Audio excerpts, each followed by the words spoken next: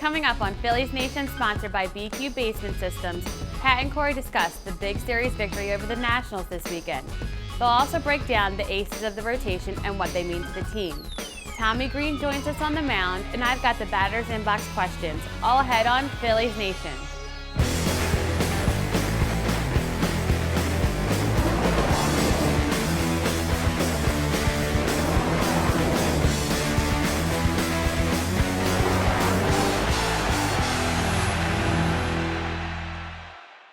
Welcome to Phillies Nation right here at McStew's in Levittown. It is brought to you by BQ Basement Systems. Happy Cinco de Mayo. He's Corey Simon. I am Pat Gallen. You heard Ryan Williams in the open. We've got a ton to get to today.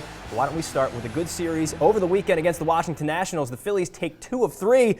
Tough loss on Friday, then they come back with a win on Saturday, and then a 1-0 victory on Sunday with Roberto Hernandez. And we can start it off there and talk generally about the pitching staff and how well they've done. Cliff Lee, a great performance on Friday. A.J. Burnett comes back, 6 strong innings on Saturday. Roberto Hernandez steps in for Cole Hamels, who had the flu. They push him back. Roberto Hernandez, 7 1/3 innings.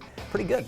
As a rotation, the Phillies in that series against the Nationals, 20 1/3 innings, 3 earned runs. We've said all season that starting pitching is going to need to carry the Phillies, and it was imperative that they picked up a series win over the Nats, who were without Ryan Zimmerman and Bryce Harper, both with thumb injuries. So when the Nationals are missing their 2 best offensive performers, the Phillies absolutely needed to pick up 2 or 3 in that series, and it was great to see them do it after a disheartening loss on Friday. Okay, so we'll talk a little bit more in depth about the top of the rotation, namely Cliff Lee and A.J. Burnett and what they've been able to do, and you hope to throw Cole Hamels in there as that 1-2-3 punch at the top, so we'll talk a lot more about them coming up. But offensively speaking in that series, Jimmy Rollins, I mean, we talked about him earlier in the season, and he can go through those 1-for-15 slumps where he strikes out 8 times and he pops the ball up. But in this weekend, goes 4 for 5 on Saturday, then comes back, scores the only run on Sunday. That is the Jimmy that you want to see. Jimmy's been very consistent this season. He has a .347 on base percentage, which is 20 points higher than his career OBP. And the knock on Jimmy has always been that he's at the top of the order, he doesn't get on base enough. Well, when he's getting on base 35% of the time, he's doing his job. And it's ironic that he's finally doing his job when he's out of the leadoff role, right? When he's batting second. But he's been consistent since day one, and he's the reason that Chase Utley has had that hole between first and second open for him so many times this year. Absolutely, that's a pretty good point. And looking at the entirety of the National League East, we just saw Washington obviously for 3 games and the flaws that they have. Atlanta's got some flaws as well. They're in first place, but their pitching staff we know great. The offense just can't hit right now. The Mets are sort of the same team as the Phillies right now. This seems like a winnable division with the way these teams are built. After the weekend, the Phillies were 1.5 games out of first place, 1.5 games out despite all the problems they've had the first month of the season. The Braves are scoring 3.3 runs per game, which is nearly a run full per game less than the Phillies. And you think that Braves offense with Freddie Freeman and Evan Gattis and Justin Upton and Jason Hayward, that's the thing, they're so boom bust. They strike out so much, they make such little contact that when they don't have home run production, the Braves are a beatable team. And the fact that Atlanta has gotten by this early in the season with remarkable starting pitching that's not sustainable from Aaron Harang, from Alex Wood, from Irvin Santana, that shows you the Phillies, this is a pretty winnable division. I mean, we're going to talk a little bit later of what Vegas thinks the Phillies' odds are of winning the division, but no team is running away with this early, and the Nationals still are not playing up to their true talent. You don't want to get too ahead of yourself. We're just about a month into the season. Why not, though? Why not? There aren't too many teams in the NL running away with anything. The Rockies, the Brewers, but other than that, like the Phillies are right now a game better than the Cardinals. Yeah, so they are hanging around right now, and the reason why, part of the reason why is because of that 1-2 at the top of the pitching staff, which hopefully you add the third in Cole Hamels as he returns to form. Let's talk about Cliff Lee and A.J. Burnett. I mean, they have been just off the charts good so far this season. Burnett, and I talked to Ryan Sandberg about this, I asked him about Burnett specifically. Have you ever heard of a player in his career talk about being injured and then feeling better about it? And he said he's never heard of that. No player, no one ever. So A.J. Burnett, he said they got lucky. They did get lucky. Well, I was kind of skeptical at first when Burnett, after his first good start after being diagnosed with the inguinal hernia, Burnett said that it was a blessing in disguise. It prevents him from opening up too much, helps his location. I was skeptical because... Yeah, that's pitcher speak. Yeah, and do you mean to tell me that in your 15-plus year career, no pitching coach ever said to you, stop opening up so much? Right. But I mean, I can't be skeptical anymore because the last eight combined starts from Cliff Lee and A.J. Burnett, dating back to April 16th, they have a 1.25 ERA. Their opponents have hit .203 on the season, 55 strikeouts to just 10 walks, yet they only have 3 wins to show for it. To me, what that says is you can get dominant performances out of Cliff Lee and A.J. Burnett at the top, but with this team, it's not always going to result in wins. But you can't say that those guys aren't earning their money right now. So we will talk more about them coming up in a little bit, because why not? They have been so good this year. And like I said, when you add Hamels into that mix, you hope that that can be one of the better 1-2-3 punches at the top of a rotation in Major League Baseball. So from there we go to the back end, the bullpen, and it's been a mixed bag basically so far this year. You just cross your fingers and you hope that when you throw guys out there that they can perform. Over the weekend, not that bad. Actually, Mike Adams had a rough performance on Friday, comes back Saturday and actually pitches Sunday as well, 3 straight days. But on Saturday, he was hitting 90, 91, even 92 on the radar gun. So that's nice to see. It's not something we thought we'd see, especially when he's hitting 87 on the gun. But talk about the bullpen overall. Bullpen's just been inconsistent. Mike Adams led all 3 men he faced on Friday on base. It was kind of his first real one-run hold opportunity. Hold the game, give it to Jonathan Papelbon with a 1-run lead. Didn't do his job, and that's been kind of the MO for the Phillies' entire bullpen so far. 4.89 ERA, worst in the NL among bullpens. They've allowed 7 home runs in the 8th inning, worst in the majors among bullpens. 6 blown saves. One alarming note, Antonio Bastardo, 14 appearances this season. In 7 of those 14 appearances, he's walked the first batter he's faced, which means a lot for a reliever because he's usually coming into tight situations. Now, I don't want to say that any question is a bad question, because they're all good questions, but I keep getting one question over and over again. It's what can they do about the bullpen? And there's not really much that they can do. They've just got to hope and pray that you throw someone out there and they can perform on that night. Someone has to step up, whether it be Jake Diekman, whether it be Antonio Bastardo. We've been saying this for 5 weeks, and we're going to continue saying it all season. All right, let's talk about one guy in particular with the offense, too, Ryan Howard, and dig a little bit deeper into some of his numbers. I noticed this over the weekend, that he just seems to struggle in counts that he should not struggle in. And he said that over the past couple of years, with the way pitchers are these days, they're pitching him backwards, and he's having a tough time reacting to that. And I noticed in a 2-0 count that he basically just flailed away to pitch. You looked into the numbers in that. What did you find? Yeah, so we were talking about this off the air, that Friday, Howard comes up with a 2-0 count, runners on first and second, Howard representing the tying run in the game. 2-0 count, he gets a changeup from Tyler Clippard, which is his main pitch. Sure. Howard just does not see 2-0 fastballs anymore, or 3-1 fastballs, and the numbers bear that out. Yeah. When he is facing counts of 2-0, 3-1, or 3-2, he's 2 for 20 on the season. Those are prime hitters' counts, and he's 2 for 20. And really, this has always been the case with Ryan Howard. When a count starts 0-1 with him, this season, 8 for 55 with 27 strikeouts. So he's hitting like 140 with strikeouts in half his at-bats when he starts 0-1 as opposed to 1-0. You'd like to see Howard when it's a 2-0 count. If it's not a fastball, let it go. You don't need to swing at a 2-0 count. Easier said by me than done, but really that's the difference between a guy like Ryan Howard and a player like Joey Votto or Jose Bautista, who the Phillies have seen all week. You know, guys who have legit plate discipline. You'd like to see Howard hold up on those pitches a little more. Good stuff from you to dig into those numbers. When we come back here on Phillies Nation, presented by BQ Basement Systems, we'll talk about Kevin Franzen. We got to see him over the weekend. Tommy Green is here on the mound as well. Stay put. We're coming right back.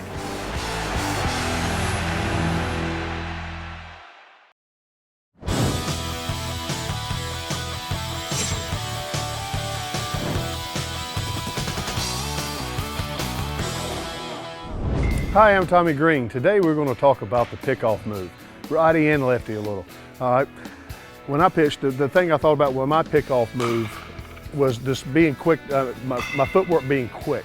And what I mean by that, and I can sort of show you, is when I come up here and get set in my position, I got a runner on first. The key to it is your first step being like that.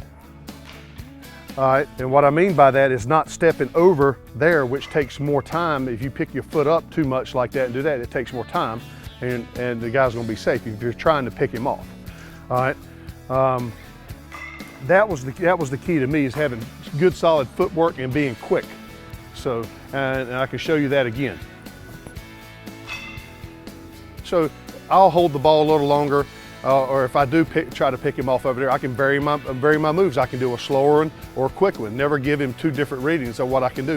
I want to make him feel comfortable over there, so he might take that little bit extra step, and then I can get him with a good move, maybe. And that's happened. So, I mean, it's sort of a cat and mouse game, but you don't want to take your attention off that hitter, because that could turn into a 2-run homer, and you don't want that. You got to get the guy out at the plate.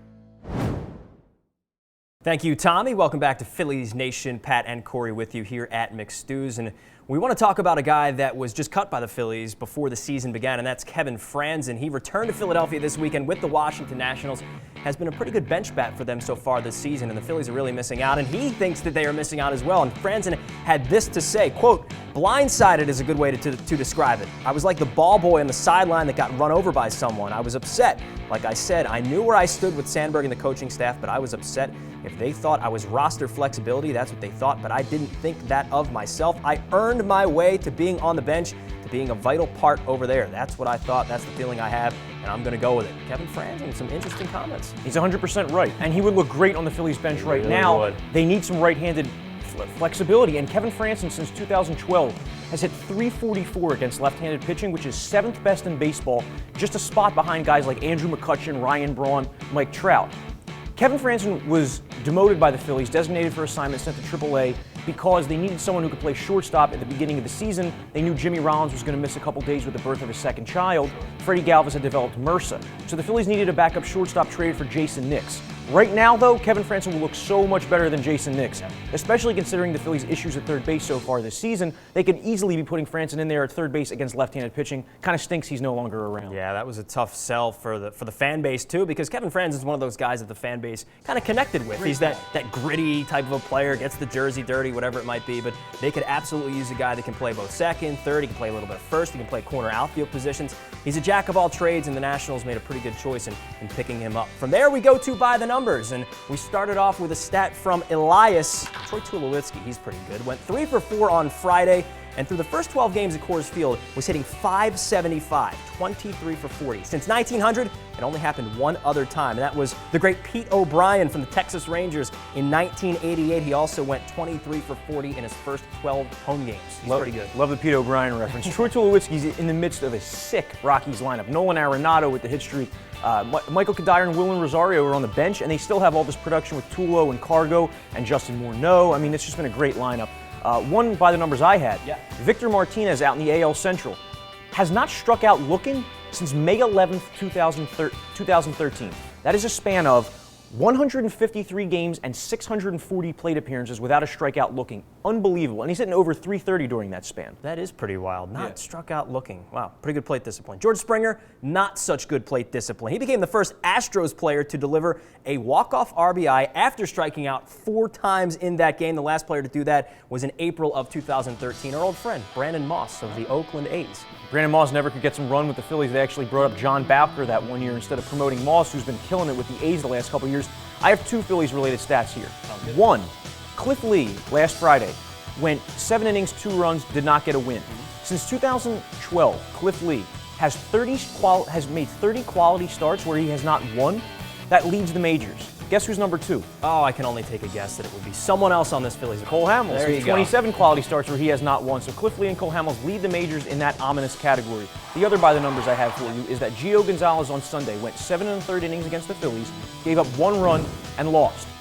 That's only happened 3 times in the last 8 seasons where a pitcher has gone at least 7.1 innings, allowed no more than 1 run, and lost against the Phillies. Gio Gonzalez, Alex Wood 2.5 weeks ago, and it happened then 5 years prior to that, or a couple years prior to that with Josh Johnson. So only 3 times in the last 8 years, twice in the last 3 weeks. Very, very interesting. Let's go to another segment. It's called Fantasy Baseball, and it's brought to you by DraftStreet.com. It is the future of fantasy sports. Visit DraftStreet.com. Use the promo code PhilliesNation to sign up for free one-day leagues where you can win real cash prizes. Last week, finally, I scored on one. Jordan Lyles, I told you to pick him up. Pitcher for the Colorado Rockies. He faced off against the Diamondbacks. Went 6, 3 hits, gave up just 1 run, didn't get the win, didn't strike out a lot of guys, but it's just end depth at the end of your pitching rotation, and he gave you some good innings. Pat's been the king of picking guys who then get hurt. Kevin Kuzmanoff, I don't know if you noticed, he also got hurt. So what is that, like 4 or 5 weeks in a row? But good job, buddy. Thanks, buddy. No, my guy was Gregory Polanco, who's still not up yet, but he's going to be up soon because the Pirates are 7 or 8 games under 500. They desperately need some outfield help. My guy this week, another right fielder. I'm going with Marcell Ozuna of the Miami Marlins. 3-run homer against Brian Wilson over the weekend to make a 7-3 game into a 7-6 game, enable the Marlins to come back a little bit there. Ozuna hitting .290, 6 homers, 19 RBIs, really productive this season, and a lot of raw power. I see him being the next Alfonso Soriano. Along the same lines as your pick last week with Gregory Polanco, I went with Oscar Taveras. He's in AAA with the St. Louis Cardinals right now, .301 average, 5 home runs, 19 RBIs so far this year.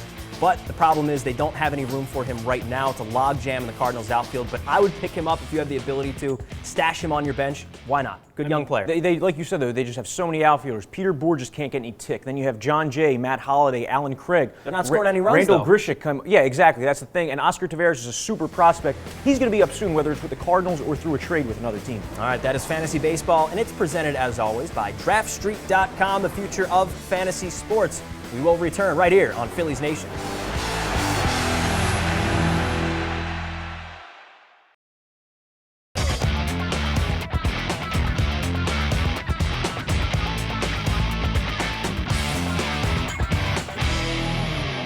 Welcome back to Phillies Nation, sponsored by BQ Basement Systems. It's time for our batters and box questions, where the guys debate your answer and I'll pick the winner. Ready? Let's do it. All right, let's go. Our first question asks, which team do you think has the best top 3 starters in baseball? Pat? You get to start with me this week? Okay, I'll start it off. I think it's the Philadelphia Phillies, and why not? It's Cliff Lee, A.J. Burnett, and Cole Hamels, of course, when healthy. And I had this conversation with someone the other day about the top 3 and how good they are. And he was pointing to the Braves rotation. And I said, think of it like this. I know the Braves have great numbers so far this season. Their pitching staff has been extraordinary.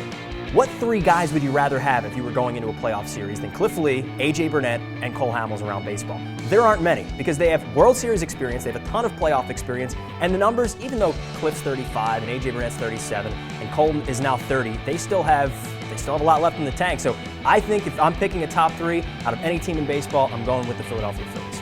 It's interesting. What I will say is that if the argument is who would you rather have in a 3-game series that starts today, I'm probably going Phillies too. But if the question is you have to pick one top 3 in baseball to start your team around, I'm probably going with the Dodgers when completely healthy between Clayton Kershaw, Zach Greinke, Hyunjin Ryu. But right now, Kershaw's been banged up. Ryu's now going to the DL. So I would go Cardinals with Adam Wainwright at the top, the ace of aces, and then penciling in Shelby Miller and Michael Wacha behind him, because Miller and Wacha both throw 95 plus, young guys, team controlled, cost efficient, and Wainwright's probably the best pitcher in baseball right now. So I would probably rank them Dodgers, Cardinals, Phillies in that order, just because the Cardinals guys cost so much less. Well, Pat, you're going to start it off and you're going to win it right now. Thank you. Is that because it was the Phillies? Maybe. All right, well, our next question is, Don Brown has been all over the place this season. What's one word you would use to describe him? Corey? I'll use 2 words. I'll say mediocre so far, but really it's just mostly unknown. Because Dominic Brown, we saw the dominant May he had in 2013 with all the home runs. But other than that, he's looked kind of pedestrian in every other month in his career. The defense, probably below average. The base running, it doesn't stand out. So Dominic Brown has not been the player he's been hyped up to be yet. You kind of expected he was going to be maybe a 27 to 30 home run guy, a guy who could hit 280 for you. With some plate discipline that he showed early in his career, so far to this point, he hasn't been that player yet. I do think that he is on his way, though. I would use the word unfortunate because of how it all started with Dominic Brown. He was hyped up so much, couldn't be in that Roy Halladay trade. They wouldn't give him up for anything. And then they jerk him around between the minors and the majors, so he's been all over the place. So it's unfortunate because of the path that he took to the majors and how that may have stunted his growth. Now, like you said, I expect a guy like him to hit 30 home runs, especially coming off the year he had last season and being in a better lineup overall. You have Utley healthy, you have Howard healthy, you have Marlon Byrd hitting in front of you, so the opportunities to not get a lot of runs and see some good pitches should be there. But what part of the problem is with Dominic Brown, and it's so unfortunate, is that pitchers are pitching him away quite a bit, and he's having to deal with that, and he's not able to turn on pitches the way that he was last year. And one last thing I will say about that, Dominic Brown's led off a lot of innings this year because Marlon Byrd's been striking out so much, so that's played into his RBI opportunities a little bit too. Sorry, Pat. Going with Corey on this one. Fine. It comes down to the end, doesn't it? It Last does. question. Our last question says, who is the best player in baseball that not many people have heard of? Pat? All right, I think there are 2 of them that you may not have heard of, and one starts in Minnesota. That's Brian Dozier, and he is a second baseman who hits for power and steals a lot of bases. Now, his average isn't that great, but the guy walks a ton. His on-base percentage is something like .375. He's got 12 stolen bases and 8 or 9 home runs to start the season through Sunday. So he's a guy that you probably haven't heard of because the Twins aren't really a great team, and he plays second base in a smaller baseball market. Also a small baseball market is out in Oakland. Jed Lowry is a guy that maybe some people have heard of. He played for the Houston Astros early in his career. He's a shortstop that he doesn't hit for a lot of power, but he's a very good, he's got very good plate discipline. Walks a lot, doesn't strike out a ton. So Jed Lowry, Brian Dozier.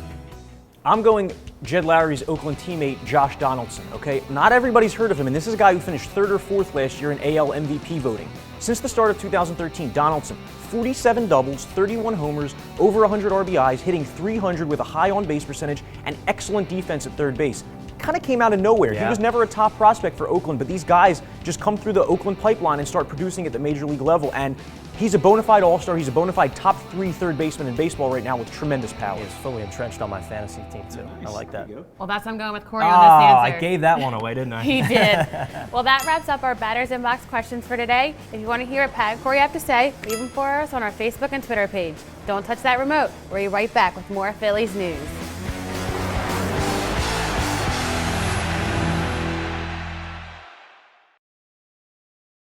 Welcome back to Phillies Nation. Pat Gallen and Corey Seidman with you, and we want to look back at what we talked about earlier in this season. That's the playoff odds for the Phillies, which weren't favorable from Vegas. Also, we talked about when Chase Utley got off to that hot start. He wasn't even talked about in Vegas. There were no odds on his MVP at all, and he skyrocketed to what? It was like 25-1 or something like that. Talk about the odds and what Vegas is now saying about the Phillies. I was a little surprised when Vegas re-released its World Series odds, MVP odds, Cy Young odds on May 1st. They do it the first of every month. To start the season, the Phillies were 33-1 to win the World Series, and after a 13-13 April, they're now 75-1. I don't really get that. I mean, I guess they're basing it off of run differential. Phillies still have a negative run differential, but to go from 33-1 to 75-1 in a month where no NL team really stepped up outside of the Brewers and Rockies, I was surprised to see that. Chase Utley, not listed MVP preseason, so I did a little bit of digging a couple weeks ago, got in touch with the sportsbook manager at Bovada, one of the top betting sites, and he told me that upon request before the season, he would have put Utley at 75-1 if anybody wanted to place a wager on him, which nobody did. After that month of April, Chase Utley is 12-1. He went from 75-1 theoretically to 12-1 in the span of 1 month. Crazy. It is pretty crazy. Let's go down on the farm quickly, talk about a couple of Phillies minor leaguers, and it starts, of course, as it usually does with Michael Franco. 2 home runs last week, and he's up to 200 on the season. First month of the season storyline was Michael Franco off to a slow start, but last 9 games, .316 batting average, 5 doubles, 2 homers, 6 RBIs, 8 runs scored. Keep in mind, he is 6.2 years younger than the average player in the International League in AAA. So people who are saying, oh, he's a bust, last year was a fluke, the guy's 21 years old. Give it a few years. And another guy that not many people have heard of, he's down at Reading. He's a first baseman and an outfielder. Cameron Perkins has been pretty good so far for the outfield. Hit .380 in April, was named Phillies Offensive Minor Leaguer of the Month, and a guy who kind of came out of nowhere. That's what Darren Ruff did a couple years ago. He was a non-prospect who came out of nowhere to put himself on the map, and the Phillies need some offensive performers that at the AA and AAA level, and Cameron Perkins really stepped up. I'd like to see him continue that because he might be a guy who could be up in September. If you remember, Steve Susdorf got called up for the Phillies last year, so Cameron Perkins keeps hitting. He might be up some point this year. All right, let's finish it off with our Twitter trivia of the week. And last week the question was, name the Philly who started the most games at first base in 2012. Who was it?